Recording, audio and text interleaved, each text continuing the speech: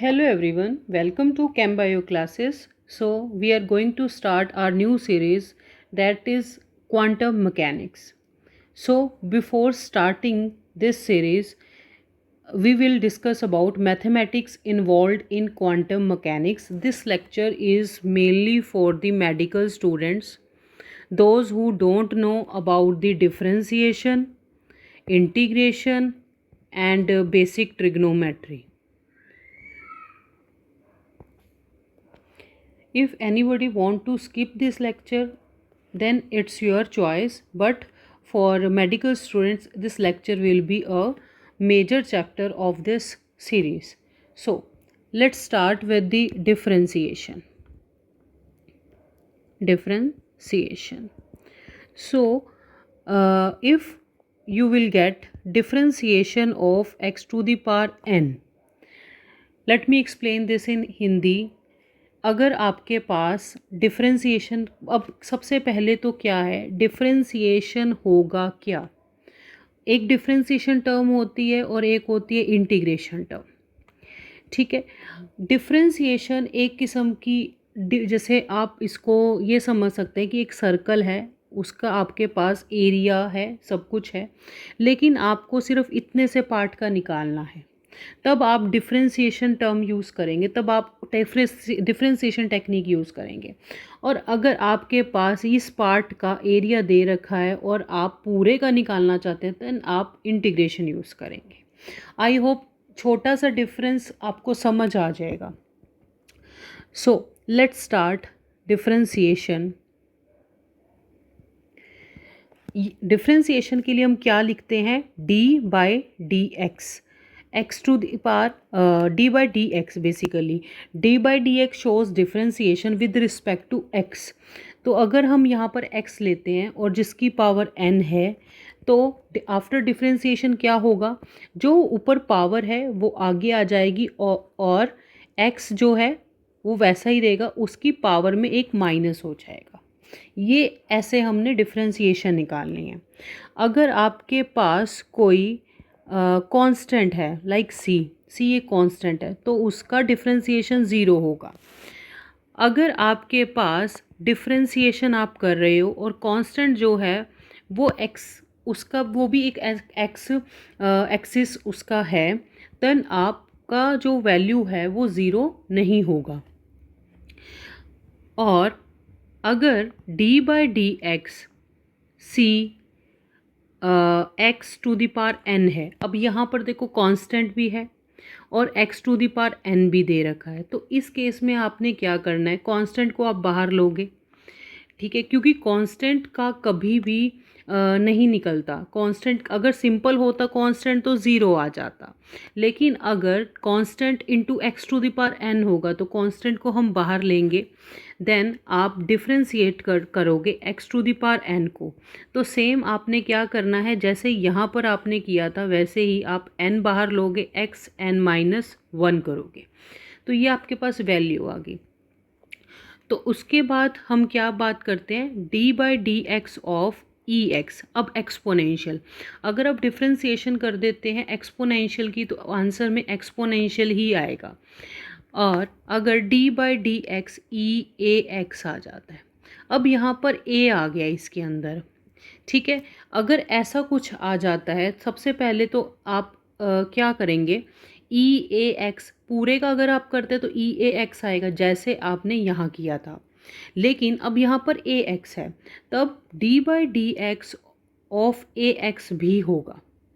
अगर आप ऐसा करते हो, अब ए तो यहाँ पर कांस्टेंट है, ई ए एक्स तो ये आया, अब इनटू ए आएगा, और आपको पता है डी बाई डी एक्स, अब एक्स बच जाएगा। ठीक है, अब डी बाई डी एक्स, यहाँ पर D x by d x one हो जाएगा, तो answer E a x dot A dot one, that is a E a x, ये आपके पास आंसर हो गया। आप इसका स्क्रीनशॉट भी ले सकते हैं, पहले आप इस चीज़ का ले लो स्क्रीनशॉट, एंड देन आप इस चीज़ का ले लो स्क्रीनशॉट। ठीक है, अब उसके बाद 7th पॉइंट पे मैं क्या बताऊंगी, d by d x sine x, इसकी वैल्यू आएगी कॉस एक्स। और अगर आ जाए आपके पास d by d x cos x तो आएगा sin x। सिमिलरली अगर आपके पास आ जाए d by d x sine a x तो आएगा यहाँ पर a cos ए एक्स, और अगर आ जाए d by d x cos A x तब आएगा a sin ए एक्स, यहाँ पर माइनस आएगा और इधर भी आपका माइनस आएगा। आप स्क्रीनशॉट ले सकते हैं इसका।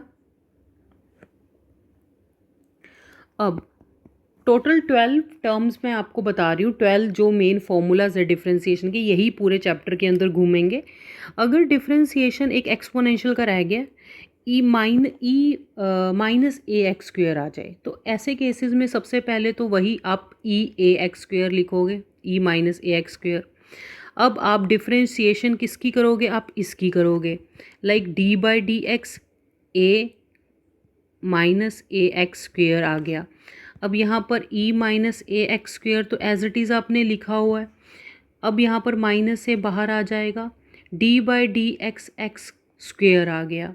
अब यहाँ पर क्या होगा, e minus a x square minus a, और यहाँ पर 2x आ जाएगा। ई यहाँ पर आप सिंपल लिख सकते हो minus 2ax E minus a x square, ये आपके पास वैल्यू आ गई।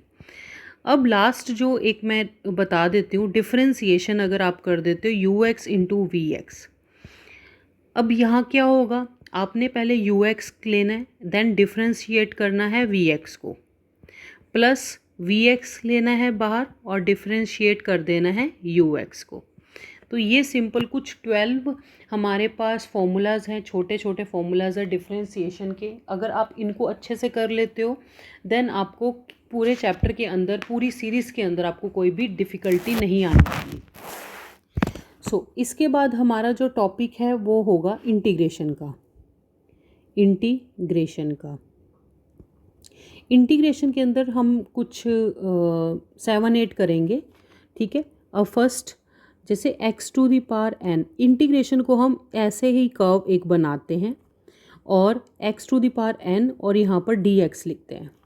अब यहाँ पर क्या होता है, अगर मैं डिफरेंशिएशन की बात करूँ तो अगर वहाँ पर डिफरेंशिएट ऐसे करते थे और हम पावर को आगे लेते थे और n-1 यहाँ पर करते थे, यहाँ होगा ऑपोजिट, तो x to the power n+1 upon n+1 आ जाएगा और स्क्वायर ब्रैकेट्स में आप इसको लिखते हो, ठीक है जी। अब सेकंड जब हम बात करते हैं like sine x d x, अब वहाँ पर क्या होता था, मैं साइड बाय साइड आपको डिफरेंशिएशन भी बताती रहूँगी। जब हम साइन एक्स का करते थे डिफरेंशिएट तो हमें कॉस एक्स मिलता था, तो ये इंटीग्रेशन बिल्कुल ऑपोजिट, थोड़ा सा ऑपोजिट वैल्यूज़ आती हैं, लाइक यहाँ पर पॉजिटिव आता था आंसर, तो यहाँ पर क्या आएगा, नेगेटिव आंसर आएगा। अगर आप कॉस एक्स का करते हो देन आपके पास पॉजिटिव में साइन एक्स आएगा, वहाँ पर क्या होता था डी बाई डी एक्स आप कॉस एक्स करते थे और आपको माइनस में साइन एक्स मिलता था। ये मैं आपको रिवाइज करवा रही हूँ।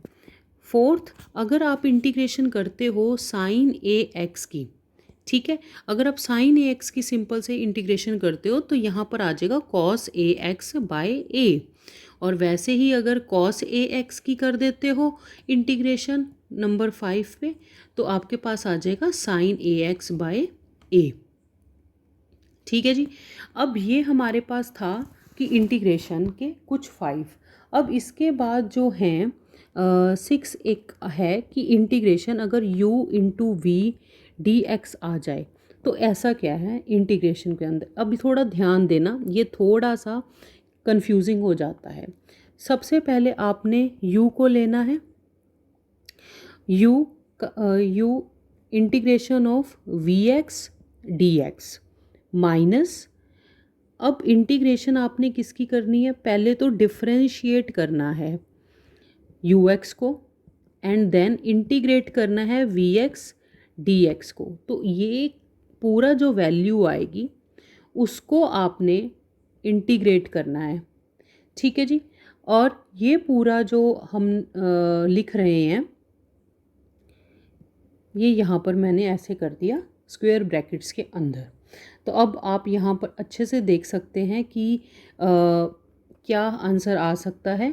जैसे कि अगर यू एक्स है और वी एक्स है तो फर्स्ट को आपने एज इट इज़ लेना है, सेकंड की आपने इंटीग्रेशन करनी है, देन फर्स्ट की आपने डिफरेंशिएशन करनी है और सेकंड की इंटीग्रेशन करनी है।